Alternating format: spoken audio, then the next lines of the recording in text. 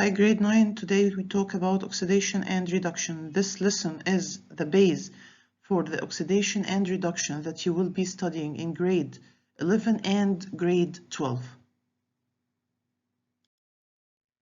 What are the topics that will be covered in this presentation? We are going to talk about what is a redox reaction concerning losing and gaining oxygen, also redox reactions concerning losing and gaining hydrogen, redox reactions concerning losing and gaining electrons, what is an oxidizing agent, and what is a reducing agent. What is a redox reaction? The redox reaction means that during a chemical reaction, oxidation process and reduction process take place. But the oxidation process and the reduction process happen in different ways. Let's see. We are going to talk about oxidation and reduction concerning losing and gaining oxygen atoms.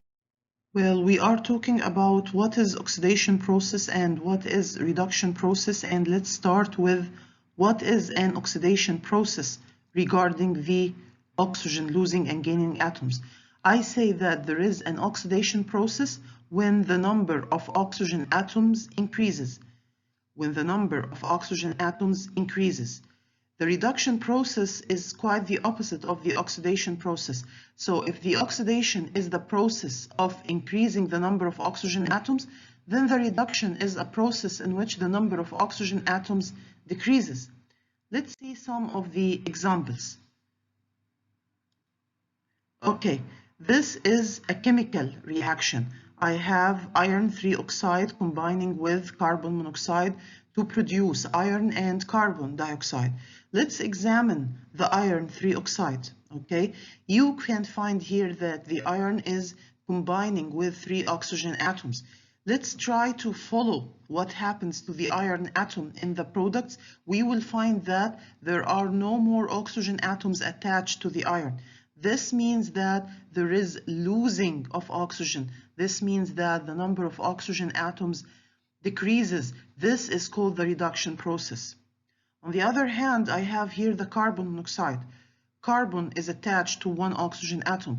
Let's try to follow the carbon in the products, and we will find that carbon monoxide is converted into carbon dioxide. Now the carbon atom is attached to 2 oxygen atoms. I have here the increasing of the number of oxygen atoms. So this is an oxidation process. So oxidation process, number of oxygen atoms increases from reactants to products, and reduction means that the number of oxygen atoms decreases from reactants to products. Let's see another example. Yes, this is copper oxide reacting with magnesium. Let's see the copper here. The copper here is attached to 1 oxygen atom. Let's discover what happened to the copper in the products. No oxygen atoms here. So if the oxygen atom or the number of oxygen atoms is decreasing from reactants to products, this means that I have reduction, loss of oxygen. But let's examine magnesium. Magnesium in reactants is not attached to any oxygen atoms, but if I'm following magnesium, then magnesium now is attached to 1 oxygen atom. The increasing of number of oxygen atoms, this is oxidation. This was the redox reaction concerning losing and gaining oxygen. Let's study the redox reaction concerning losing and gaining hydrogen atoms.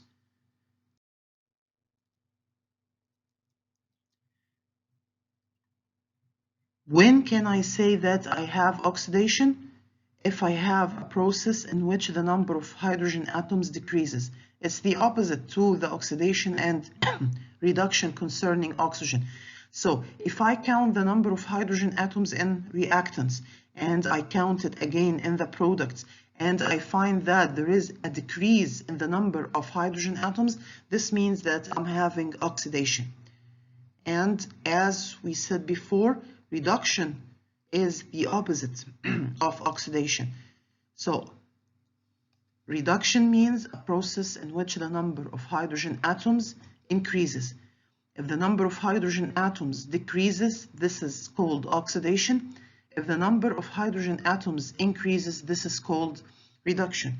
And now we can see an example. This example is the chemical reaction that takes place between ammonia NH3, and bromine, Br2.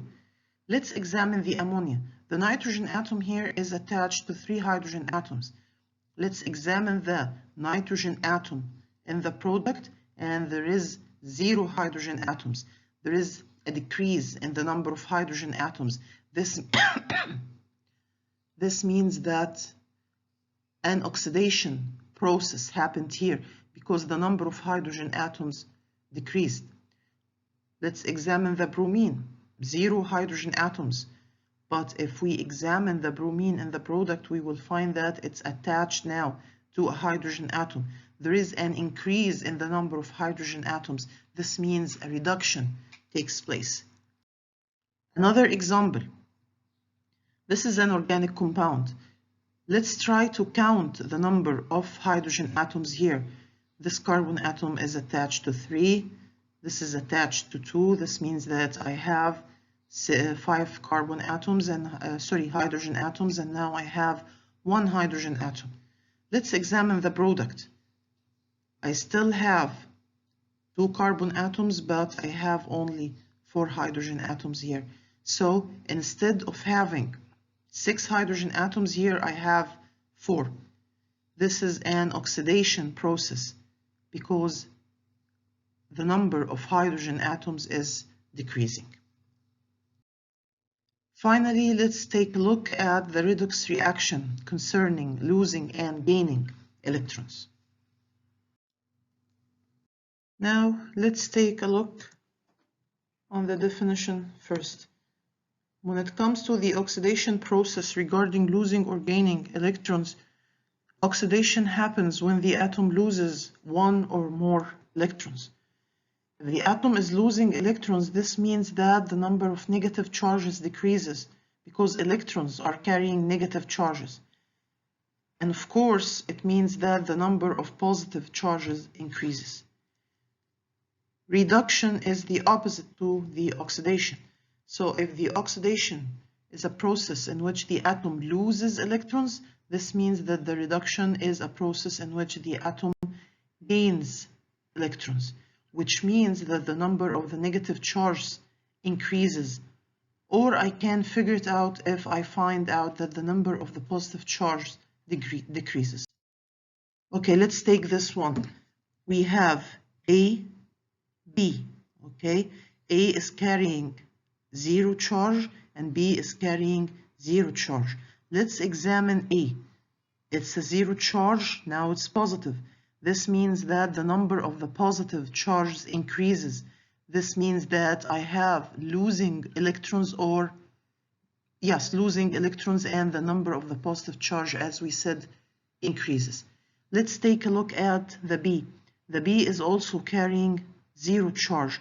Let's examine it in the products. We will find that it's carrying now a negative charge. This means it's gaining electrons. The positive charge decreases, the negative charge increasing, so this means that we are having reduction process. Let's examine this example. We will find that we have copper ion, and the copper here is carrying a positive 2 charge. This is in the reactant. Let's take a look at the product, and it's 0 charge now. This means that the number of the positive charge is decreasing, and this is because this atom this ion is gaining electrons. And if I'm gaining electrons, or if the ion is gaining electrons, this means it's reduction. But let's examine the magnesium. It's in the reactant, it's carrying 0 charge. Let's take a look at the magnesium in the product. Now it's carrying positive 2 charge. The number of the positive charge is increasing. This means that the number of negative charge is decreasing. This means that this atom lost electrons, and the process that happened here is oxidation. Another example, and this is the one. This one is mentioned in your school book. This is the reaction between sodium and chlorine to produce sodium chloride. Sodium here is an atom, and this means that it carries a positive charge. But if I'm going through an ionic bond with the chlorine, the metal here is losing electrons. This means it's positive.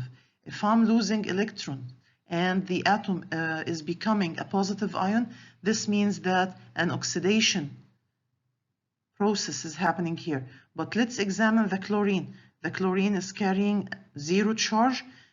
Chlorine is a nonmetal. Chlorine is gaining electrons. This means that if the atom is gaining electrons and converting into a negative ion, this means reduction process happens. Now let's talk about oxidizing agent and reducing agent. Okay, we are not going to talk about the process now, but we will talk about the name of the substance after losing or gaining either oxygen atoms or hydrogen atoms or even electrons. Since we have 3 definitions for the oxidation process and 3 definitions for the reduction process, we are also going to have 3 definitions for the oxidizing agent and 3 definitions of the reducing agent regarding once it's regarding the oxygen atom, then the hydrogen atom, then the electrons. Let's examine the oxidizing agent and the 3 definitions. The first definition here is that the oxidizing agent is the substance that loses oxygen atoms, as we said. So if I'm losing oxygen atom, this means that I am giving oxygen to the substance, the other substance in the reaction. I'm oxidizing this substance. So the oxidizing agent is the substance that loses oxygen atoms. Or when it comes to hydrogen, the substance, the oxidizing agent is the substance that gains hydrogen atoms.